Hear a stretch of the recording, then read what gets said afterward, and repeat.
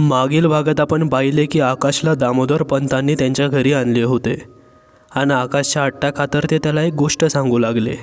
दर्शनासोबत घडलेला हॉस्पिटलमधील विचित्र प्रसंग, कारमध्ये तिच्यासोबत असलेली निलिमा, पोपटासाठी ते साकूडच्या वनराईमध्ये गेले, तिथे असलेली ती किन्नर म्हातारी, पोपटाचा पिंजरा दर्शनाने मिळवला आणि कारमध्ये ती आणि निलिमा परत येऊ लागल्या. अचानक कारमधून निलिमा गायब होते आणि कारचा मोठा अपघात होतो. पोपट राक्षसी हसत असतो. आता पुढे.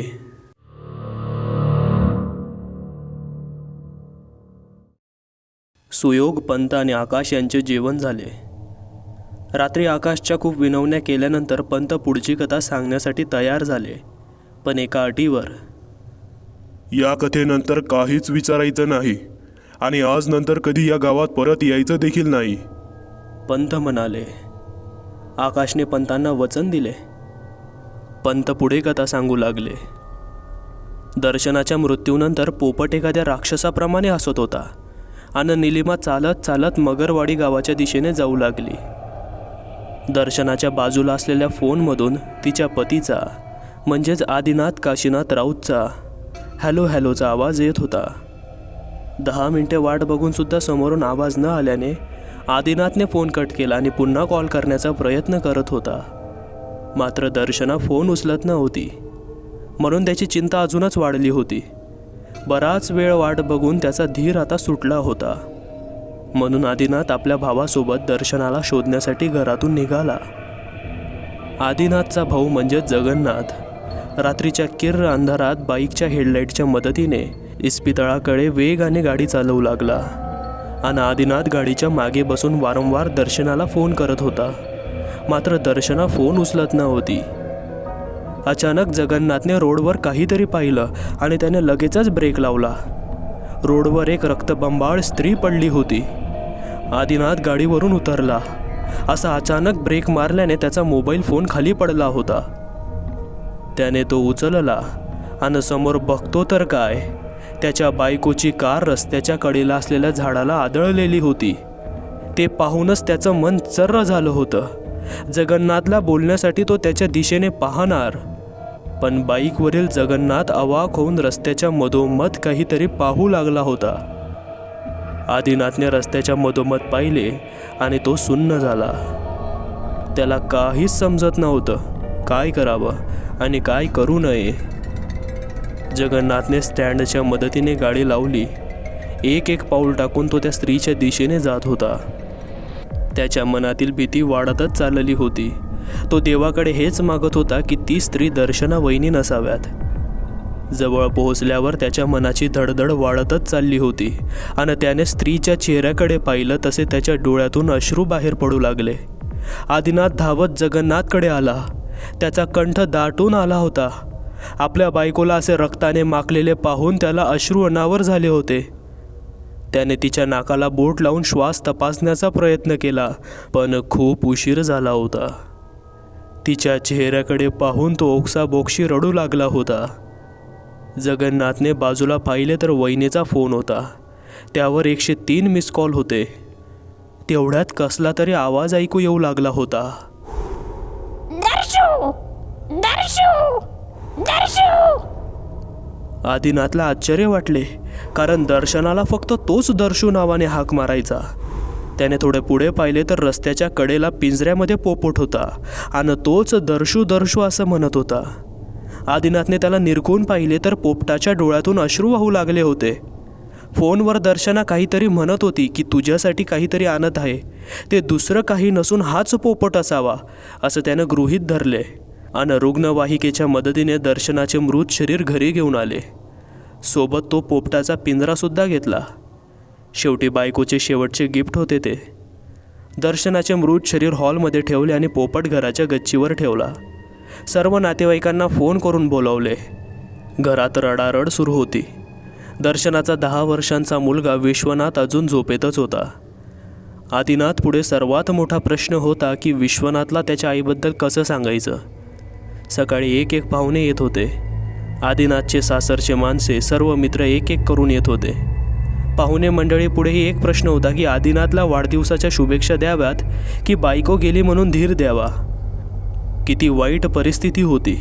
स्वतःच्या वाढदिवसाच्या दिवशी बायकोचं निधन.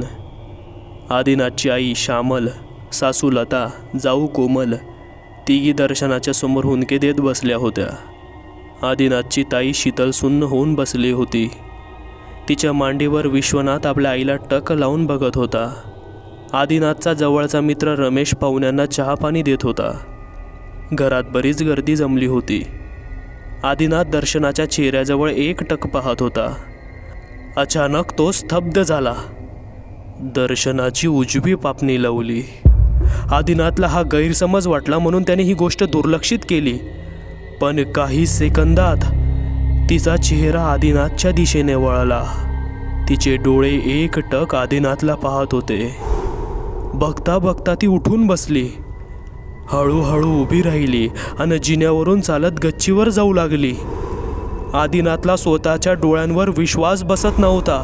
तो फक्त अवाक होऊन तिच्याकडेच बघत होता. आदिनाथ ताडकन उठला आणि दर्शनाच्या मागे जाऊ लागला होता. असा अचानक आदिनाथ उठल्याने रमेश आणि जगन्नाथ सुद्धा आदिनाथच्या मागे मागे जाऊ लागले होते. आदिनाथ गच्चीच्या दिशेने जात होता. दर्शनाने पिंजऱ्याला झाकून ठेवलेला कपडा बाजूला केला आणि त्या पोपटाला ती विचारू लागली, माझा जीव घेतलास ठीक आहे, पण माझ्या परिवाराला काही करू नकोस. तुझ्या पुढे हात जोडते. पोपट कर्कश आवाजात म्हणाला, तू जे मागत आहेस ते कधीच मिळू नाही शकत तुला. काय हवंय मग तुला? दर्शना म्हणते. विश्वनाथ. पोपट म्हणाला, मी कधीच असं होऊ देणार नाही. दर्शना म्हणाली. तेवढ्यात धावत आदिनाथ वर आला. आदिनाथला बघून दर्शना रडत त्याला म्हणू लागली, आणि एक काम करशील माझं? आदिनाथने काहीच विचार न करता होकार दिला. पण दर्शना पुढे काही बोलेल तोवर जगन्नाथ आणि रमेश आदिनाथला पकडून खाली घेऊन जाऊ लागले होते. आदिनाथ त्यांना झटत होता. दर्शना काय बोलते ते ऐकण्याचा प्रयत्न करत होता. या पोपटाला आपल्यापासून दूर, दर्शना म्हणाली. पुढे काही बोलेल तोवर रमेश आणि जगन्नाथने आदिनाथला जिन्यावरून खाली घेऊन आले. आदिनाथने पुढचे अंदाज लावून म्हटले, हो, या पोपटाला आपल्यापासून दूर कधीच करणार नाही. वेड्यासारखं सर्वांच्या मधून धावून वर येऊन असं बडबड करत असल्यामुळे रमेश त्याच्यावर रागावला. काय आहे वर तुझं? वहिनीचे शरीर अंत्यविधीसाठी घेऊन जायचे आहे आणि तू असा वर येऊन हंगामा करतोय? त्याच्या डोक्यावरून हात फिरून पुढे म्हणाला, माहिती आहे खूप वाईट वेळ आली आहे आपल्यावर, पण विशू पण आहे, त्याला पण सांभाळायला हवं. त्याला अडवीत आदिनाथ म्हणाला, दर्शना जिवंत आहे, आता ती वर गेली आहे, काहीतरी बोलायचा प्रयत्न करते ती मला. जगन्नाथला आदिनाथची अशी अवस्था बघवत नव्हती. त्याने त्याचा हात घट्ट पकडला आणि खाली घेऊन आला आणि दर्शनाच्या मृतदेहासमोर बोट दाखवत म्हणाला, वहिनीवर नाही, इथं खाली आहे बघ. आदिनाथने पुढे बघितलं तर त्याच्या पायाखालची जमीन सरकली, कारण दर्शनाचे शरीर खालीच होते. त्यानेही मनाला समजावले की गैरसमज झाला असेल. दर्शनाचा अंत्यविधी केला आणि एक एक करून सर्व पाहुणे आपापल्या घरी जाऊ लागले. विश्वनाथ नेहमी आदिनाथला एकच प्रश्न विचारत असे, बाबा, आई कुठं गेली आहे? कधी येणार परत? सांगा ना. आदिनाथकडे मात्र काहीच उत्तर नसायचं. तो फक्त इतकंच बोलायचा, येईल लवकरच. तू जर शहाणा बाळासारखा वागलास ना तर लवकर येईल.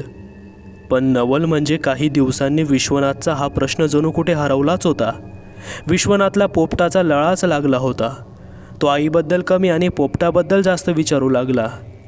साधारण आठवड्यानंतर काही प्रमाणात घरातील वातावरण ठीक होऊ लागलं होतं. पण बहुतेक घराला पुन्हा कोणाची तरी नजर लागली होती. विश्वनाथ पहाटे शाळेत निघाला. दुपारी उशिरा शाळेतून घरी आला आणि घराची बेल वाजली. आजीने दरवाजा उघडला. त्याच्या हाताला लाल रंगाचे द्रव्य लागले होते. आज उशीर झाला म्हणून आजी त्याला ओरडणार तेवढ्यात विश्वनाथ धावत घरातील बाथरूमच्या दिशेने धावला. त्यानं आपले हात धुतले आणि पोपटाच्या खोलीत जाऊन बसला. आजी त्याच्या मागं त्याच्या खोलीत आली. विशू, काय होतं तुझ्या हाताला? इतका उशीर का झाला आज तुला? आजी विचारू लागली. तुला काही लागलंय का बाबड्या? काही नाही ग आजी, काल बोललो तर होतो आज चित्र काढायला जाणार आहे म्हणून. आज लाल तक्षकाचे चित्र काढले ना, म्हणून हात लाल झाले होते. काही नाही झालं, कलर होता तो, विशू म्हणाला.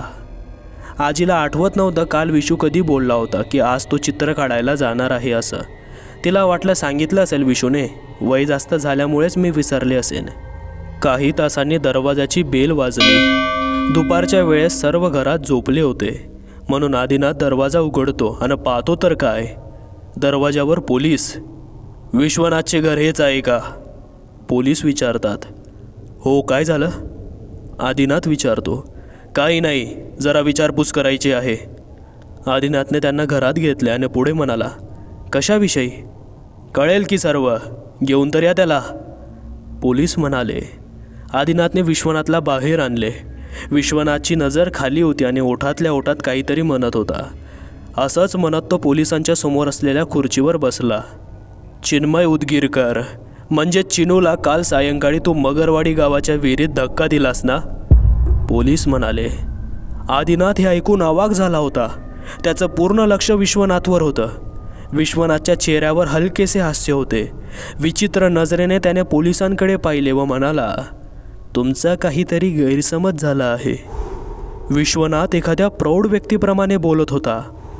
गैरसमज नाही, आमच्याकडे पुरावा आहे. पोलीस म्हणाले.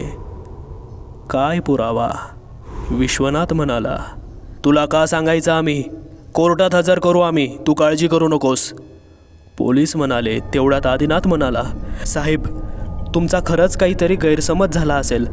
एकतर आधीच त्याच्या आईचे मृत्यूचे दुःख अजून ओसरले नाही, त्यात तुम्ही असे आरोप लावताय, तेही 10 वर्षाच्या मुलावर.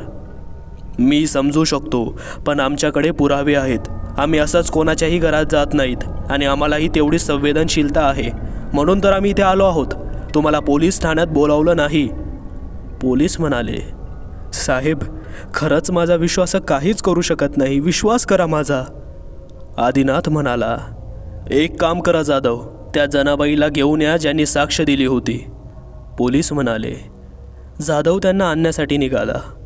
तेवढ्यात गच्चीवरून पोपट खाली आला आणि विश्वनाथच्या खांद्यावर बसून हळू आवाजात काहीतरी बडबडला.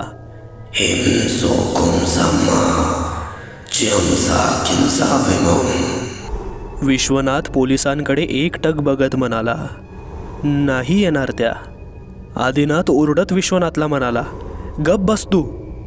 बोलू द्यात की त्याला, काय म्हणणं आहे ऐकू तरी द्यात. पोलीस म्हणाले. बोल बेटा, का नाही येणार त्या? कारण त्यांनी खोटं बोललं तुमच्याशी. काल मी आजींसोबत होतो पूर्ण दिवस. विश्वनाथ आता मात्र बाळाप्रमाणे बोलत होता. आदिनाथने आजीला बोलवलं आणि आजी म्हणाल्या, हो, आदिनाथ कामावर गेल्यापासून म्हणजे सकाळी 8 पासून रात्री झोपेपर्यंत तो घरीच होता. विश्वनाथने आजीकडे रागाने बघितल्यानं मान खाली घातली. पोलिसांनी आजींची विचारपूस केली. काल पूर्ण दिवस तुमच्याकडे होता? पोलीस म्हणाले. हो. शाळेत नव्हता गेला का? गेला होता ना, आजी म्हणाल्या. मग का बोललात की पूर्ण दिवस तुमच्याकडे होता? पोलिसांनी विचारलं. आजीने मान खाली घातली. काल शाळेतून येतानाच ही मुलं आंबे तोडण्यासाठी मगरवाडीतील जनाबाईच्या शेतालागत असलेल्या आमराईत गेली होती आणि तेथेच तुमच्या विश्वनाथने चिनूला विहिरीत ढकलले. त्याला असं करताना जनाबाईने पाहिलं. विश्वनाथ तेथून पळून गेला. जनाबाईंनी आम्हाला ताबडतोब तिथे बोलवले. आजूबाजूला ओरडाओरड झाली, पण तोवर खूप उशीर झाला होता. आम्हाला विश्वनाथबद्दल आज माहिती मिळाली आणि इथे आलो आम्ही. तेवढ्यात जाधव विश्वनाथच्या घरी धावत पोहोचले. त्यांना खूप दम लागला होता. श्वास घेत घेत तो खनगोडे साहेबांना म्हणत होता, साहेब, साहेब, जनाबाई तिच्या घरी मृत अवस्थेत आहे. विश्वनाथने पोपटाकडे पाहून स्मित हास्य केले. खनगोडे यांना काहीच समजत नव्हते की आता काय करावे.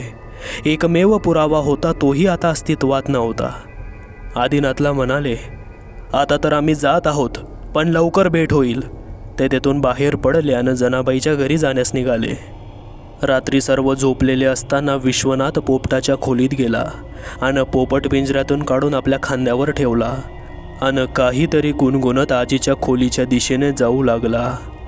आजीच्या खोलीत जाऊन आजीच्या मानेवर सुरी ठेवली. पोपट विश्वनाथच्या कानात बडबडू लागला, नीट एक खोटं सुद्धा बोलता येत नाही या थिरडीला. मग जिवंत ठेवून तरी काय फायदा हिचा? ठार कर तिला, ठार कर. आणि विश्वनाथने सुरी फिरवली. पंत पुढे काही बोलतील तेवढ्यात कसला तरी जळण्याचा वास येत होता. पंतांना काही समजेल तोवर त्यांचं लाकडी घर हळूहळू जळू लागलं होतं. घरात काही क्षणात धूरच दूर झाला होता. त्या धुरातून एक भला मोठा पोपट खोलीत त्यांच्या अवतीभोवती फिरत होता. पंतांनी आकाश, रक्षक व सुयोगला तळघरात जाण्यासाठी सांगितले. आकाश आणि रक्ष तळघरात पोचले. सर्वात शेवटी सुयोग तळघरात प्रवेश करणार होता, पण तेवढ्यात सुयोग हवेत खेचला गेला आणि छताला जाऊन चिटकला. धिप्पाड पुरुष धावत पंतांच्या दिशेने आला. त्यांना आपल्या दोन्ही हातांनी उचलले आणि मागच्या बाजूला फेकून दिले. सुयोग हळूहळू खालच्या दिशेने येऊ लागला होता. त्या धिप्पाड पुरुषाने सुयोगला एका हाताने पकडले आणि आपल्या खांद्यांवर ठेवून बाहेरच्या दिशेने जाऊ लागला. लाल ज्वालामुखीप्रमाणे एका मानवीय शरीर तळघराच्या दिशेने जात होते. रक्षक सुयोगला वाचवायला धावणार तेवढ्यात त्या लाल राक्षसाच्या भीतीपोटी आकाशने तळघराचा दरवाजा बंद केला. पोपटाने आपल्या दोन्ही पंजांमध्ये पंतांना धरले आणि तो गायब झाला. त्याच्या मागोमाग धिप्पाड पुरुष आणि ज्वालामुखीच्या लावाप्रमाणे असलेले राक्षससुद्धा गायब झाले. रक्षकाने दरवाजा उघडला तर बाहेर अर्ध जळते घर. आग तळघरात जाऊ नये म्हणून तो आपल्या शक्तीने आगीला शांत करण्याचा प्रयत्न करत होता आणि पुस्तकांनी भरलेल्या तळघराला वाचवण्याचा प्रयत्न करत होता. आकाश बाहेर येऊन पंतांना शोधत होता, पण पंत आणि सुयोग मात्र कुठेच दिसत नव्हते.